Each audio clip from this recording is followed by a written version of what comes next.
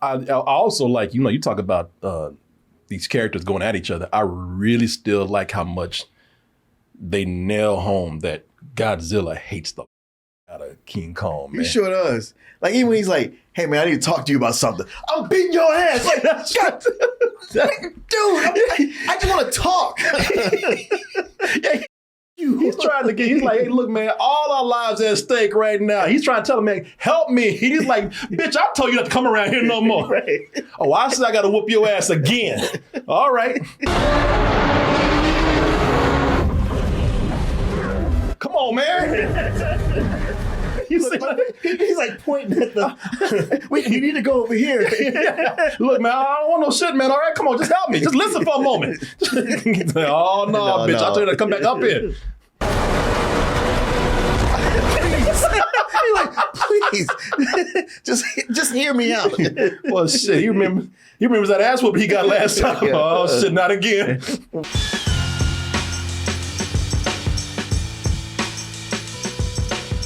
I cannot, in good conscience, talk about Double Toasted Live in LA without showing that image right there. Double Toasted Live in LA. That's from the Art of Moss. He did that art right there. Some of y'all be getting that on a t-shirt, but I'll let you know about that in a little bit. So these Godzilla movies, I don't know if you notice this, but they follow a pattern. So you'll start out with something good, like the original Godzilla, or, a reboot, some reimagining or something. They'll start out with a new Godzilla movie, and man, you get about a good 2 or 3 of them out of that's fine. Now you notice that they are just not as good as what they started, but they're all right. Mm-hmm. And then you'll hit one where they just lost their goddamn mind. It's like what the we're just over here. What the hell? Y'all know what I'm talking about. Uh-huh. Japan was putting out a lot of good Godzilla movies. Then America said, hey, let me get some of that.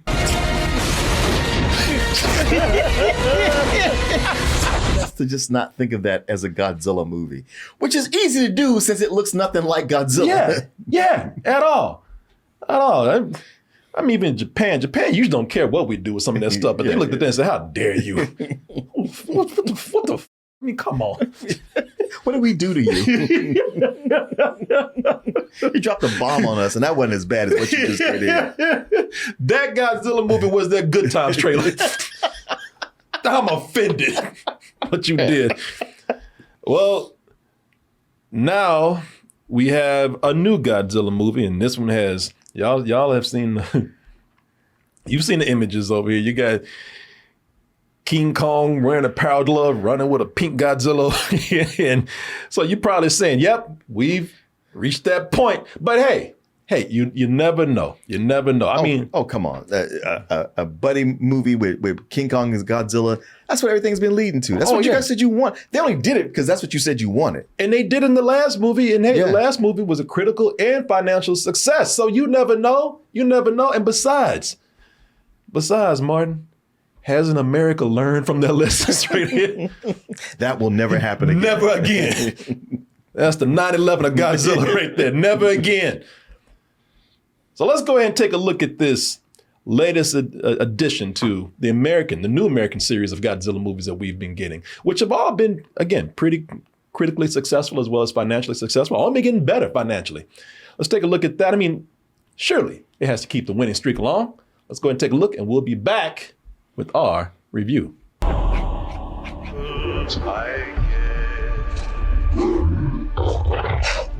Still now and then. Oh, come on. I'm sorry. I know we're just trying to get through this part, but what? What is it? There's no way the light plays in such a way to make that little thing look giant. Oh, man, you don't know. If you put the light the right direction. Maybe you had a spotlight back there. You have to have carrying a spotlight. Yeah, he had a spotlight back there for dramatic effect. Ma, you don't know. See, I was trying to make a grand entrance. Okay, sorry. What is that?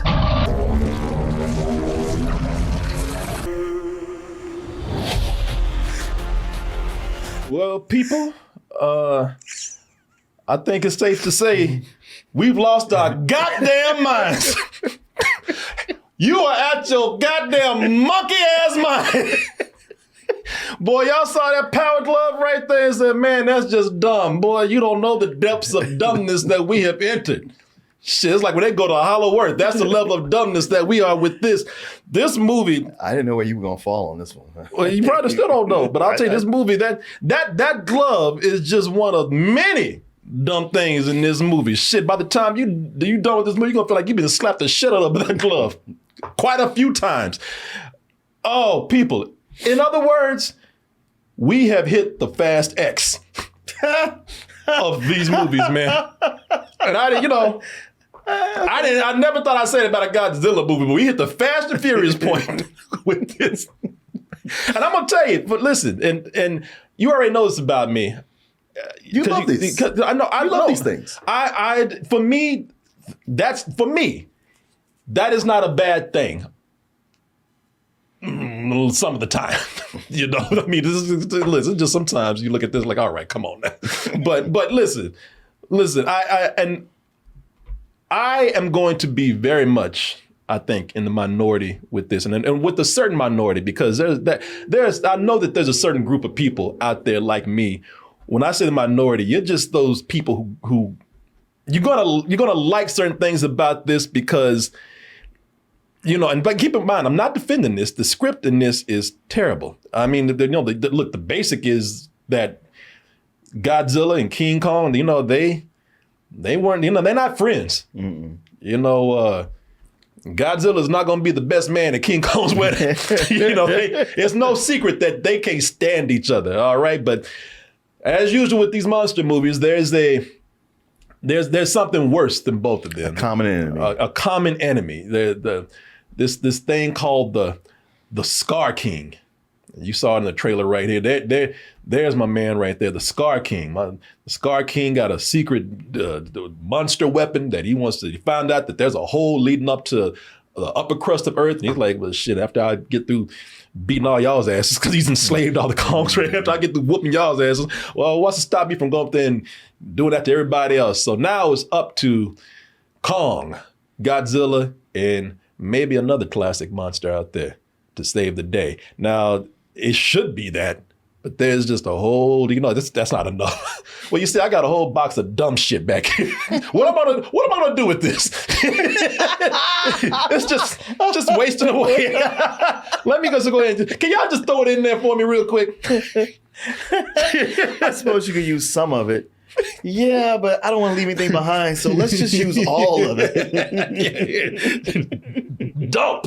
Yeah, man, just back the truck up. Dump all that dumb shit over here, man. So the script is, now if it was that, it'd already be kind of B-movie crazy, but the script has a whole bunch of stuff in there that makes it terrible, all right? And I'll tell you why in a little bit. But as far as being the goofier, sillier parts of this movie, that can actually be a nostalgic plus for people like myself.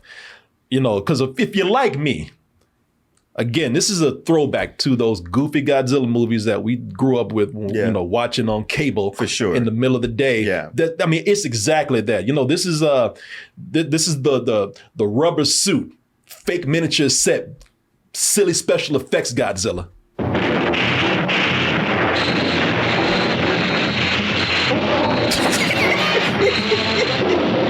A bunch of dudes in rubber suits getting hit by cartoons, cartoon lasers and lightning, man.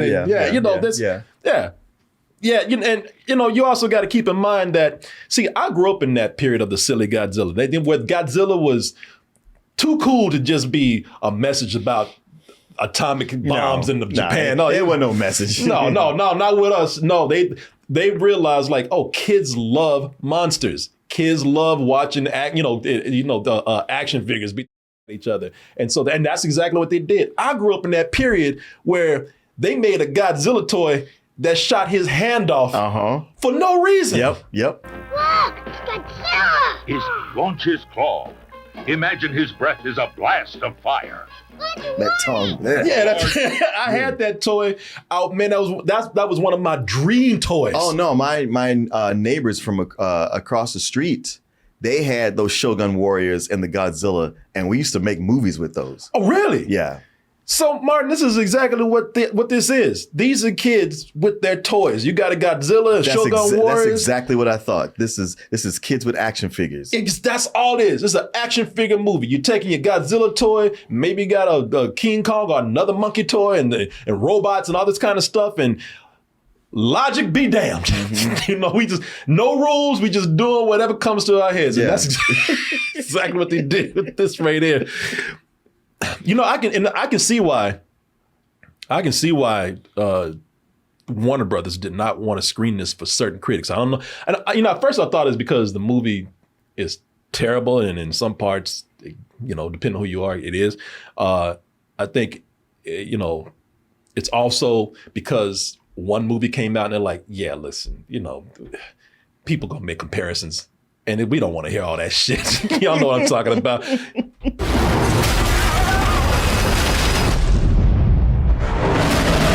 That's Godzilla -1 after winning critics over and the Academy Awards and everything. It's like, listen, this is gonna look extra silly after this shit. So we're not gonna even bother. But I also heard that they did screen it for some critics, and they're like, we just gonna make money. Yeah. That's all it is. We don't need certain markets like you. Right, of course. Oh, you guys like art films? You ain't getting this. Yeah, they know Austin, man. Listen, I wish I could have been a spokesperson for Austin. I mean, bring it over here for me. But Austin is like, Austin is one of those. We are more of a artsy community. I mean, I wonder if they went through looking at who gave good reviews to Godzilla -1. Okay, none of them. Yeah. Anybody who say like, oh no, I thought it was boring. You get to go. Yeah, exactly. Hey, listen, this movie got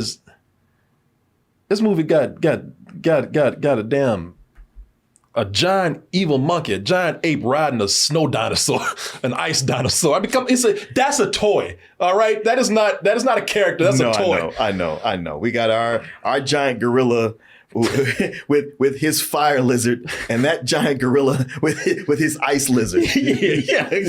So and that is a toy. That's not really a movie anymore. Which ninth grader's notebook did you see that drawn an ink pen in the margins of? I'm sorry. Yeah. Shit, that's some shit that's some shit you do with your toys at home. I'm gonna make this gorilla ride this damn dinosaur. He can shoot ice. Well, mine can shoot fire. Since when? Since today, bitch. Actually, I think I might be going just a little easier on this movie than I probably would usually, because not only my own biases, my inner child liking this, but at my screening today, tons of kids, man. Oh, yeah. Tons of kids. Yeah. Some of them, I saw when they're coming out, a couple of them wearing Godzilla t-shirts, and they were just, I wasn't even mad. They were having fun. I'm talking about like 11 and 12-year-olds just in there talking, laughing, cheering. I was like, okay, man, I don't know if the movie meant to do this, but it's for kids, man. This is a kids movie now, for better or for worse. I wish they could have kept up with some of the stuff they did in the early movies, but we saw this going down here like this anyway. So look, it's a kids movie, and I'm not even saying it's a bad thing. I know it was going downhill, but I feel like this kind of fell off a cliff. They I mean, it's one thing to go downhill, it's another to just drop. There's another to not give a because it's really just there's a whole lot of not giving up. Anything goes here. Anything. I'll tell you, I'll start with the stuff that I did enjoy, because like I said, I think there's some things to like here. I wish they had played those things up a little bit more, but there's some things I enjoyed. I really enjoyed that they still center on Kong. Now, the human characters in this don't come in there looking for any kind of depth with them or character. Kong continues to be the emotional core of the movie, and for good reason here. He's lonely because he's the only one of his species, and his species somehow, I don't know how they know this, but he's sociable. They are a sociable species. So, with no Kongs around, he's just walking around depressed just right. beating the shit out of anything, because he's mad and sad, and also he got a toothache, and that makes him extra grumpy, and he just kind of give it up. He just kind of like, I don't know no more, man. Ain't nobody for me. What is this life? I'm so sad and lonely, sad and lonely. Flick. No, wait, no.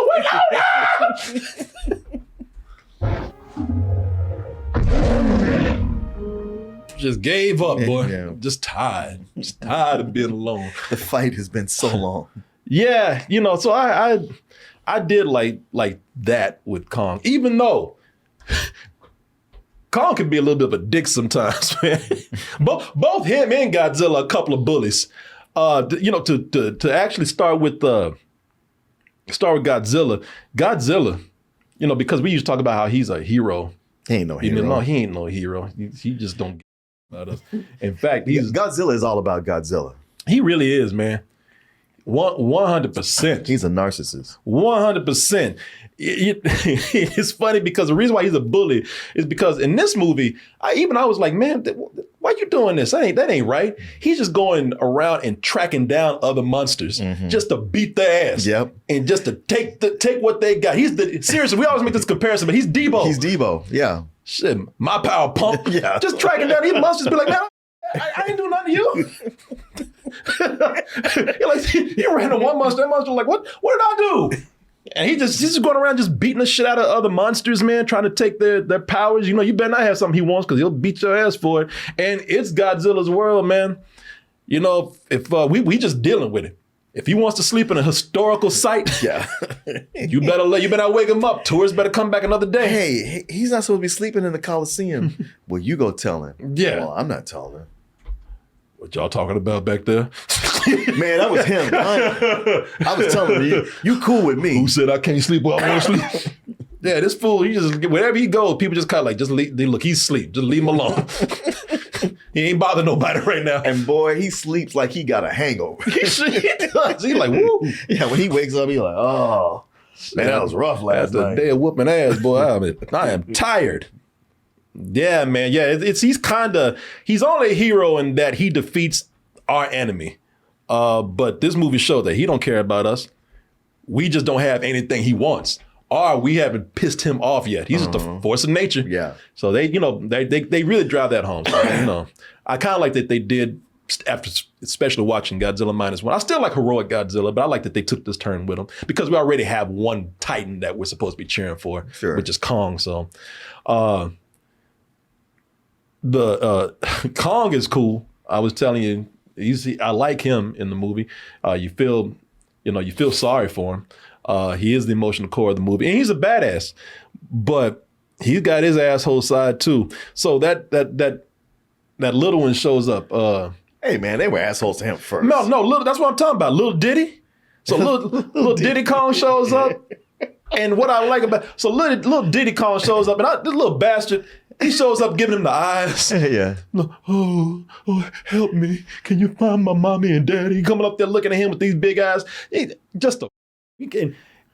runs up to him, tries to get some sympathy, and then bucks up to him like a little brat.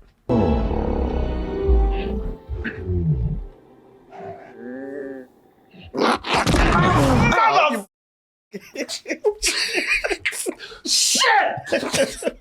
Fuck. And I like this too. I like that part a lot. Oh, that part had me laughing because he looked at him and said, because little Diddy came up with his boys, had some bigger dudes, and that's why he was acting a fool. And Kong said, all right, you know what, you're going to learn to respect grown folks. Yeah, that's true. He picked his ass up, put him on like a boxing glove, and used him to beat the shit out the bigger Kongs.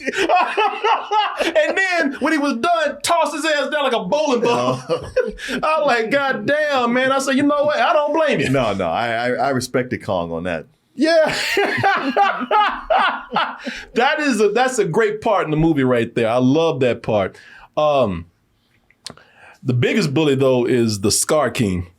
And he's a slave master, as I said. He so much a slave master, he even got a whip with a blade at the end of it. Right. And you know what? That was an efficient use of making a whip out of a spinal column. No, that was actually a sharp one too. I was like, man, that's a great weapon right there. Yeah, you can see it on his shoulder right there. He wears that, and like I said, he's gone and enslaved all these other Kongs, and he slaved them to do shit. I don't know. You know what they do? He enslaved them to just carry rocks. Yeah. Because that's what, that's that movie thing. When the slaves ain't got nothing else to do, just carry rocks. That's hard work. Yeah, no, I noticed that too. I was like, man, he's got them working to build what exactly? Now, maybe I missed something. I don't know. I will say that, but I was like, what? doing? Yeah. You know, I mean, it's not a huge listen. That's a big detail, but not compared to some of the other questions in the movie. That's all right. But yeah, I was just like, Yeah, I know. There's so many other things going on. You're like, okay, let me put a pin in that because that's not the biggest issue happening here. yeah, you know, and I like because what's his name? Bone Dinger, Julian Emmendinger. He told me he's like, you notice how the Scar King looks like the evil version of Lanky Kong.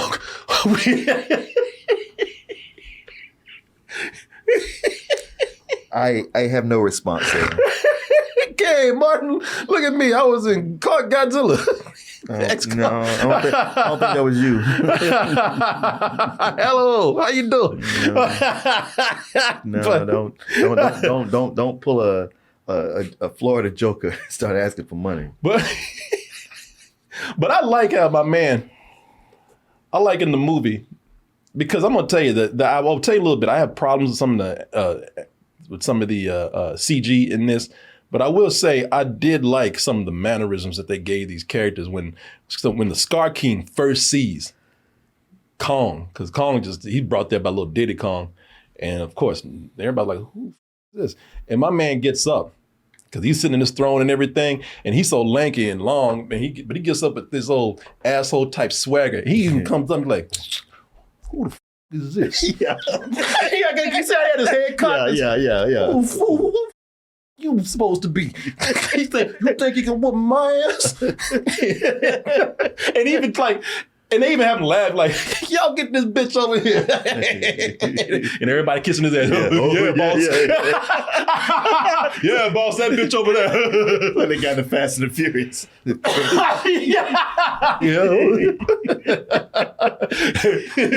Beat me. Of course, they start fighting and everything, and he whoops his ass with that whip, which is actually a cool effect. But I also like, you talk about these characters going at each other. I really still like how much they nail home that Godzilla hates the out of King Kong, man. He sure does. Like, even when he's like, hey, man, I need to talk to you about something. I'm beating your ass. Like, God, dude, I just want to talk. Yeah, he's trying to he's like, hey, look, man, all our lives at stake right now. He's trying to tell him, man, help me. He's like, bitch, I told you not to come around here no more. Right. Oh, I said I got to whoop your ass again. All right.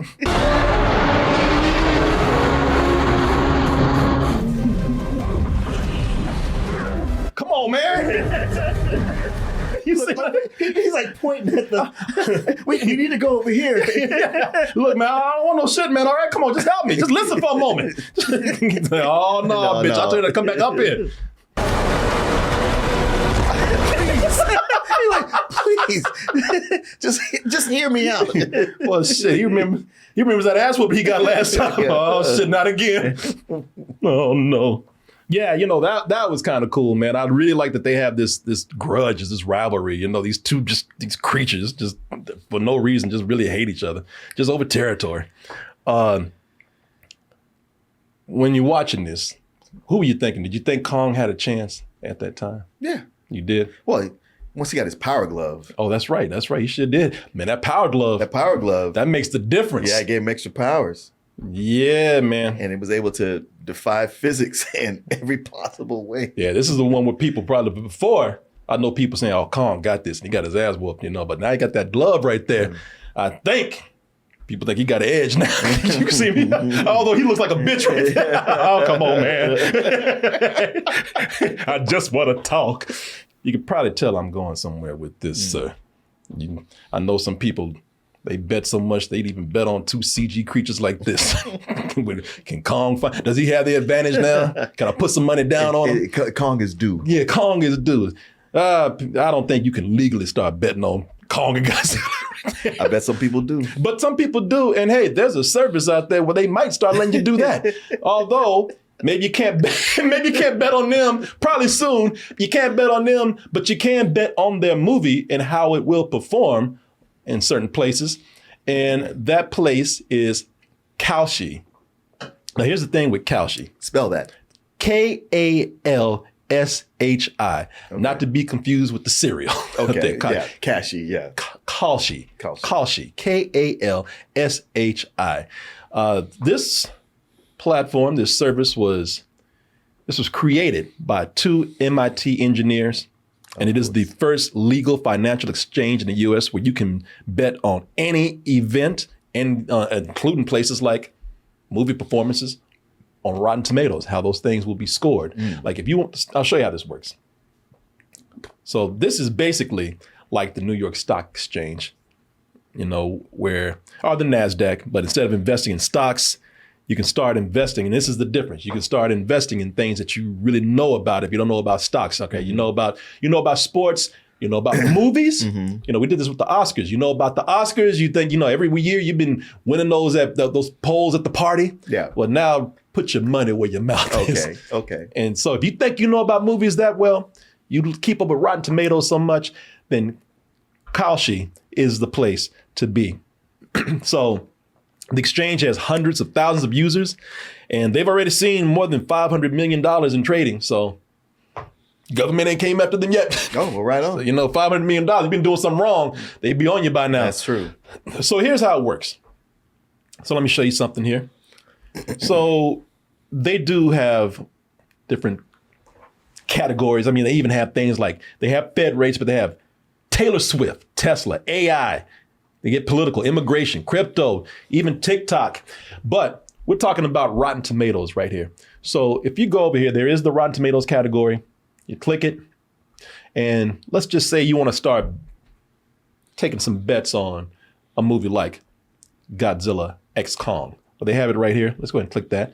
Godzilla, the new empire, and you're voting on the Rotten Tomatoes score. So as you can see here, people say that the score will be above 50, 88%, above 55, 40%, and above 69%. So to buy in right here, let's say you want to buy 100 shares. You can go in at 89 cents. So if you want to go in at 100, 89 cents times 100, that is $89. So if you bet $89 right there, put it down, and you win, you get $100. However, since you went all in, if you lose, you get nothing. Oh, okay. Hey, that's how betting goes. Sure. But hey, you know everything about movies. You know everything about Rotten Tomatoes. You're going to be all right. You can also sell your shares if you want to before the results come in.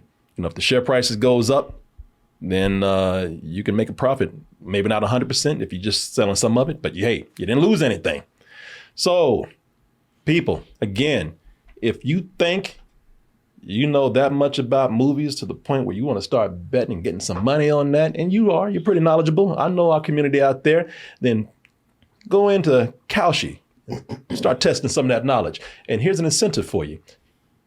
Kalshi has something to get you started. If you go to kalshi.com/doubletoasted, the first 500 traders will get a $20 credit. Woohoo! And hey, that's enough to get started with. That's good. That's enough to get yourself some money right there. You're not using your money, you're using theirs. Again, that is kalshi.com/doubletoasted. Let me spell it out for you. KALSHI.com/DOUBLETOASTED. You put that code in, and the first 500 traders will get a $20 credit. I want to thank Kalshi for coming in, taking a bet with us, and sponsoring this portion of the show. And I want to thank all of you out there for all of your support. Hey, bet on you, you never go wrong. And let's get back into our discussion right here. So I was going to say that the CGI on some of these characters, I don't know. I didn't think it was, some of it's good. Godzilla looks great, but Diddy Kong looks like a cartoon character. Yes, he does. And that fur, that's why Godzilla looks great because, I mean, I don't think he has as much details when it comes to like something like fur, because the fur has to move on its own, and the fur just floats. Yeah. Like Muppet hair. Yeah. No, that's a thing I noticed is like, okay, you got a lot of CG because you got all these apes, but it seems to be bogging the machines down. Yeah. But I do like I said, I do like the way that some of the some of the characters are animated. Some of the mannerisms made me laugh. Man, it's not enough character for me in this movie to get really mad at anything or root for somebody to to get their ass whooped. But the Scar King, he was a bitch sometimes. He kicked one dude in the lava. He kicked one of his slaves in the lava. And I like the way the reaction was animated because when he kicked him in the lava, little Diddy Kong, he's in the background like, oh, Lord. You didn't have to do that. Oh, I mean, he was over it. Oh, no. When will it end? Well, I like Diddy Kong because when the Scar King is doing stuff, especially when he's acting like he's cool, you can see Diddy Kong like, oh no, he's about to do something. Yeah. Like this little boy, he's seen too much. He really has, man. He's traumatized. Yeah, he's traumatized. Yeah, because most of the time, like when even Kong was like, oh no, man, don't say nothing. Yeah, yes. And Kong showing up, he's looking over like, oh no, Yeah. oh, what's going to happen? Oh, I admit I kind of like the Scar King. He had just such a swagger to him, and he's one of the very few characters in this movie that has a personality. yeah, no, I love him too. Like I said, he came up there with that swag and cocking that head. You're like, oh, all right. Oh, you think you bad? I mean, he looked you supposed to beat my ass. Well, let's see about that. And even they would fight sometimes, he'd be like, yeah, bitch. Yeah, he looked him up and down when he approached him. Yeah, man. I like that character, man. I like him a lot. Listen, it's a lot of dumb stuff in this movie, man. And a lot of it I had fun with. I really did. A lot of it I had fun with. But at some point, it's just too much dumb shit. And I tell you why. Now, the problem for me with this, as you say, I enjoyed this probably more than the average person will, again, because of my own personal, experiences growing up. But the problem with this is that, listen, this is a giant monster beat 'em up. We don't need a whole lot of extra story in there. Well, that's too bad. Because that's what you gonna get. Feed you. No, too much subplot. I don't need it. No, yeah, you do. There's so many subplots in here. And the problem with having so many subplots is that then when you put so many of them in, then they got to try to explain them all. And then they try to explain too much. And when you try to do that, then that's where they start getting stupid because they don't make any sense anymore. And then they just, and it gets convoluted with nothing. Yeah. I mean, these stories ain't got nothing to do with nothing. Nothing to do with nothing. They throw in like a lost human tribe, as a way to introduce another popular monster. So when they introduce this tribe, now we gotta. Let me ask you something. That tribe, this lost tribe in the jungle pops up? You didn't think about Madam Web? I did. That's the first thing I thought of. I was like, oh, no. I've been on this ride before. Please, let me off. Oh, hell yeah. It's like we just had a movie where we had an unnecessary jungle tribe. I mean, now we got one here with underground pyramids and everything. Now, I don't know if this is better or worse. They actually do more with this than they did with like Madam Web. But I mean, all they doing is some old rip-off Indiana Jones shit, going through these tribes, pushing, always that little bit of brick sticking out. You push that and activate something. It's always the thing when you pour liquid and it goes off in different streams, and that makes something happen. Yes. Yeah, man. Again, we've seen this all before. So we go through all these Indiana Jones tramps and temples, and they're just a bunch of nonsense. Stuff we've seen before. Like you said, always the water and the liquid and the little pattern, and it's so much stuff. And here's the big problem. It's so much stuff that they got to start, and it's nonsense. But then they got to start telling story in shortcuts. So now, like with these people right here, we can't go too much into their culture. The movie don't want to like invent another language for them or anything. So now, how do they communicate? Through telepathic powers. People, do you hear what I'm saying? Underground pyramid having telepathic jungle tribe. It means the writers don't have to write dialogue. Exactly. Nobody has this. We don't have to pay people to speak. And we don't have to explain things. How did you know all this? They just told me in my mind. Yeah. They communicated with me with Telepathy. The movie stops just to dump a whole lot of exposition the dumbest way. Oh my God, there's so many info dumps in this. They have, as a matter of fact, 2 characters are just nothing but living info dumps. one of them, Rebecca Hall. Oh, I'm sorry, 3. Yes, because Rebecca Hall is the biggest one. She is. stops in this temple and starts reading hieroglyphics, telling us his whole story about the background of Kong and Godzilla and how that beef got started. And she's never seen these before. Right. And she's reading this shit like it's a modern day novel, man. And I'm like, wow. Yeah, Okay. yeah. There's no Rosetta Stone for this. They just met. They didn't know these people existed. Yeah, and she's reading this like she's been there. She's been there, she's been going there for years. Yeah, yeah. Yeah. I take back what I said. There are 2 info dump characters, her and Dan Stevens. Yeah, Whereas Brian Tyree Henry is just let me say out loud everything that's obvious that we're already looking at. Oh, listen, and where's your boy? Is he in here? I mean, it's like, okay, I get the idea that you be the audience avatar, but you're saying stuff to us that we can actually see.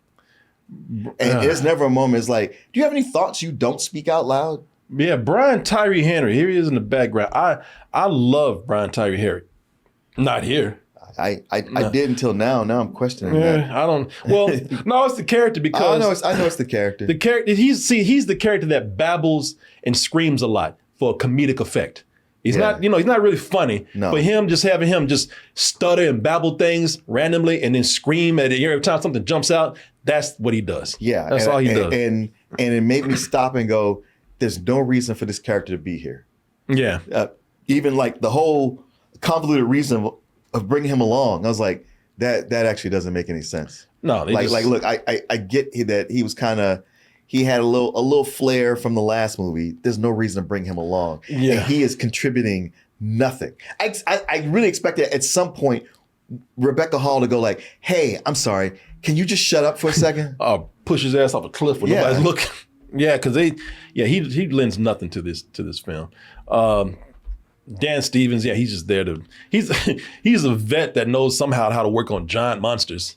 They don't explain that. Yeah, and he's somehow the Tony Stark who goes like, oh, I know what we need. I'll be right back. And comes back with some invention. And like, yeah, we've been working on this. And like, yeah, you ain't been working on this. Well, that's another thing. They rush things so much in here that, boy, y'all thought that power glove was done by the look of it. Wait until you hear the story behind it. Yeah, which is no story. No story. So, listen, I'm just going to tell you. So, Kong hurts his hand. You'll see, if you see the movie, you'll see how. And they say, they see him, they're like, oh, damn, he's in bad shape, man. He ain't going to last with that, with just one hand. And Dan Stevens are like, well, what a coincidence. We just happen to be working on a giant power glove that fits on his right hand. Yeah, and it's a perfect chance for us to show it. You know what? I'm going to just zip up real quick out of the hollow earth and bring it right back down. Bring it right back down, boy. I mean, I know it took us a long time to get down here, but I'm going to just zip right up there and bring it right back down. I'll be right back. And it's a prototype, but I'm pretty sure it's just going to fit him and work immediately. Yes. Yes. See, a lot of this stuff they could have been using for character development, but it's an overstuffed film with all these subplots, and we don't need them. Character development? How dare you? I know. What am I asking for? What the hell is wrong with you? And then, my biggest peeve is just this whole thing, and I probably shouldn't ask this or complain about this in a giant monster movie, but I mean, maybe it's a Warner Brothers things with me because they always are tearing up the city, man. Tearing up the city, killing all kind of people with no, mention of them or anything. No mention about the this mass destruction and death that they're causing. No more historical sites. Shit, the pyramids are gone. Years of preservation gone in seconds. We ain't got nothing left. I was impressed that they tore up Brazil but didn't bring down Christ the Redeemer. That's usually the target. Whenever they show any of these movies show Brazil, I was like, oh, that statue's gone. Oh no! Oh, that's right. They didn't do it. I wish they had put a scene where Godzilla looked at him and was like, right? the cross thing. I ain't messing with that. But no, I think it's a Warner Brothers thing, man, because I think my problem with Warner Brothers, when I see a Warner Brothers movie at least, like it's almost like there's a rule. They say, you know, the studio tells the director, we don't care. We don't care about consequences. Just, you know, it looks cool, make it big. You know, we saw them do that with Superman, you know?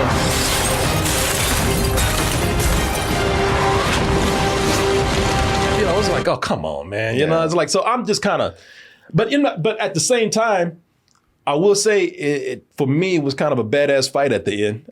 You know, they're tearing up the city, and I get tired of seeing that, but it is a cool fight. It's really Godzilla and Kong's comic book moment in there. So they will say it's that WWE moment. Mm-hmm. So I had fun watching it, but at the same time, I am tired of seeing that. But I don't know, man. You know, like I said, those moments kind of brought the kid out in me. Hey, listen, this script is bad because it's rushed so much.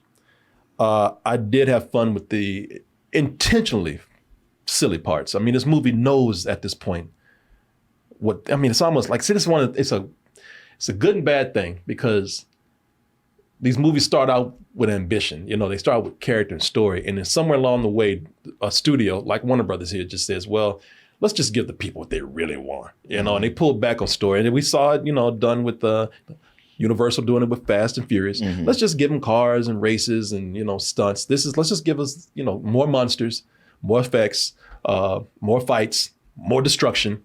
And then that's kind of what happens with it. I cannot defend this against any harsh criticism out there. In fact, it probably deserves it. But for somebody like me, watching it on the big screen, it was a very low matinee. You know, for everybody else, I would have to say it's anywhere from a rental to a high rental. You know, so because I think if you watch this at home, you know, it's a lot of fun, a lot more fun if you instead of having to go out somewhere. You know, it's not anything that's deep on character or story. So if you watch it on your big screen TV, then cool. Now, if you want to go watch it in IMAX, I do think that or if you have a kid that loves this kind of stuff, go watch it on the big screens because some of the big fights are very cool. But there you go. Personally, low matinee, very low matinee, but I'll give it a high rental for everybody else. I forgot where I was going to jump in with this. You know what? The stuff with Kong and the other gorillas is fun. And the fight with King Kong and Godzilla, certainly toward the end and the big battle at the end, you know, that's giving the people what they want. But I think 3/4 of this movie is not giving you what you want. I mean, all that might be fun, but it's one of those where if you look at actual screen time, it doesn't take up that much. And what you're stuck with is mostly the stuff with the humans. And they call it a hollow earth, but it's hollow characters and a hollow script. And most of it doesn't really make sense. It's almost insulting. And when I watched the trailer, I was like, all right, this looks like it was written by a 14-year-old. But watching the actual movie, I was like, this is written by a 14-year-old for his 9-year-old autistic brother who just plays with action figures and will never grow beyond that. It makes you sit through so much stuff that just makes you scratch your head or it hurt. And probably what makes me really down on this is that just watching, I was like, man, it just became clear to me that, and I couldn't put my finger on it before, but it's like, they have no ideas. They really have run out of ideas. This movie is mostly based on, look, we got these characters, we're gonna get them to fight. People want to see them. We're gonna sell the Kong axe. We're gonna sell the Power Gloves. We're gonna sell Diddy Kong toys. We got a new kaiju we can sell. And everything about it is just so crass and thrown together. It just felt like such a cash grab. And it makes it, you know, at 2 hours, it makes it for, I won't say a painful experience. It's just exhausting. But fortunately, you do get the good stuff with Kong. So I can't completely get down on it because of those things it does deliver on. But there's so much else. And you go like, man, there's so much that could have been done. I mean, yes, we've had Godzilla -1, but also with the show Monarch, they've learned to do so much where they pay attention to the characters. And you can't say that those things aren't connected. I mean, I don't know if it's like a Agents of S.H.I.E.L.D. MCU thing where, you know, they tried to act like they weren't, but then Nick Fury and Sif would show up and Agent Coulson and all that. And that was a case where, well, the movies are way better than the show. And this is the opposite, where the show is way better than the movies. And an interesting thing they do in the show is that when you're in the Hollow Earth, time moves differently. So you can be in the Hollow Earth for a couple of months and you come out, 25 years have passed. So there's so much, they have so much in their sandbox they got to play with, and they don't touch any of it.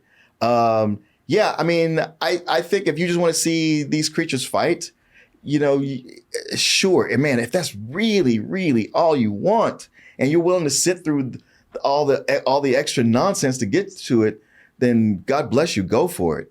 I was just like, man, I just feel like this is some old bullshit. But I will go at a low rental just because of the parts that I mentioned, the Kong stuff that did kind of work. But I'm even afraid to do that because I think about Attack of the Clones, where I was like, well, man, that movie kind of sucked. But that part with Yoda fighting the last 20 minutes, that was cool. I could watch that again. And then I did have a chance to go back and watch that last 20 minutes. I was like, well, shit, that fight only lasted about 3 minutes. I was kind of wrong about that. Yeah, this is the lowest of low rentals to me. Yeah, well, yeah, I guess I enjoyed it a little bit more than you did. Yeah. No, I like I said, you know, I'm probably a minority of people. You know, somebody said, "Damn, y'all, I like the movie." You know what I'm saying? I'm a grumpy person. I like the movie. Like, why y'all always making us twins? Well, I wasn't grumpy till I watched it. No. And by the way, they're saying that was not Hollow Earth in Monarch. It was an in-between realm. Oh, okay. Yeah, I didn't get that far. So okay, okay, whatever. Yeah. So, well, there y'all go. Y'all got kind of two different opinions. I mean, I'm definitely more positive than you are, but I mean, honestly, I went in positive, and they do a lot of stuff with Kong at first. So I was like, man, you know, all this time thinking that they didn't want to show it because it was so bad. It ain't that. And then they spent on the humans for a long time. I was like, oh shit, yes, it is. I mean, but I'm just saying, you know, it had. I might have liked it better than you did, but as you can both hear us say, this movie it's the dumbest out of all of them so far. So, well, that could be a good or bad thing for you out there. Just be well aware before you go in. Yeah. Anyway, y'all. Well, you made it to the end of the video. That must mean you really like what we do. So if you do, check out these other videos just like this one. Check out our other YouTube channels and subscribe to join our wonderful Toasty community. And as always, stay toasty.